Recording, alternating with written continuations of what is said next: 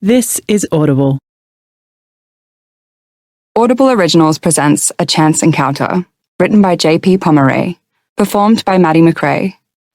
This project is a work of fiction.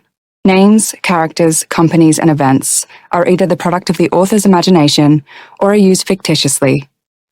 Any resemblance to the actual persons living or dead, companies, or events is entirely coincidental. Part 1. A Romance. 1. Life is easy at the pointy end of the plane. Not only for passengers, but for staff. First class in particular. There are always interesting people in this part of the cabin. Rich people. It is not the only upside to working business in first. There's less interaction, more staff, more downtime, friendlier, happier flyers. Well, usually anyway. Katie likes this route because it's good hours, and it means you get 2 nights in New York City before the return leg. It's not enough time to clear the fog of jet lag, but enough to unwind, recharge, and see some of the sights and sounds of the city that never sleeps.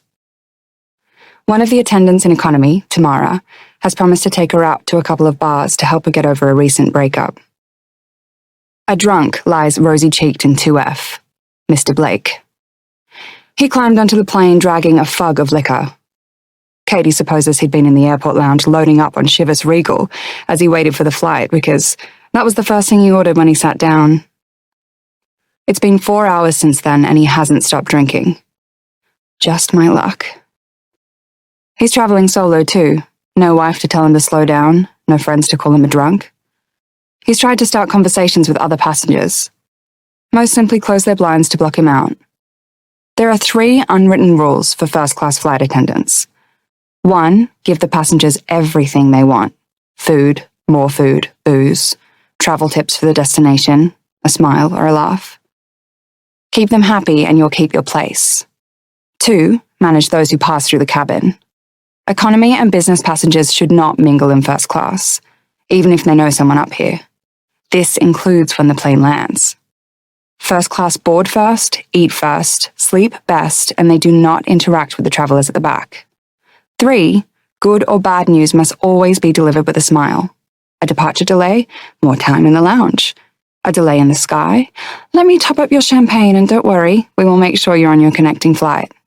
A missed transfer, you'll be prioritized by the airline and placed on the earliest available alternative. I'll make sure of it myself. Of course, it's not just a flight attendant's customer service record that gets them a post in this part of the plane.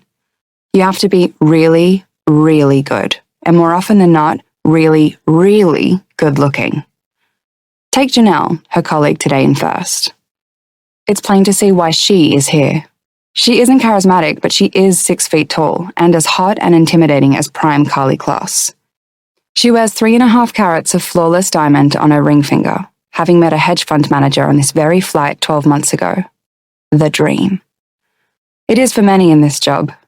Janelle could quit, but the plan, she tells Katie, is to work up until a month before the wedding, then she will likely start a family. Privately, Katie thinks that if Janelle had a little more personality and was a little more outgoing, she would have likely been a model or a beauty influencer instead of up here in the sky. But Katie's happy for her. It's difficult for anyone to escape the working life, but given the opportunity, everybody would love to find a rich partner to fund an extravagant lifestyle. Get your bag, girl, she thinks. Different airlines have different policies and criteria for graduating to the business and first cabins, including a week of additional training. But Katie knows for a fact that looks is a major factor here. Every flight she finds herself surrounded by beautiful staff, and though she wouldn't necessarily put herself in this bracket, she does take care of herself and makes the most of what looks she has. 6 days a week in the gym, observed with military discipline. She's on a first-name basis with hairstylist to the stars, Joey Monaro. She has no more than 60 grams of carbs a day since she was 19. She drinks broth and supplements collagen. She carries her Frank Green bottle everywhere, filling it only with purified water. Between regular lash lifts and tints, teeth whitening, weekly facials, and the occasional needle, paired with morning and evening skincare routines, the cost of maintenance is second only to her rent. Her jewelry is modest and airline approved. No tattoos, no piercings.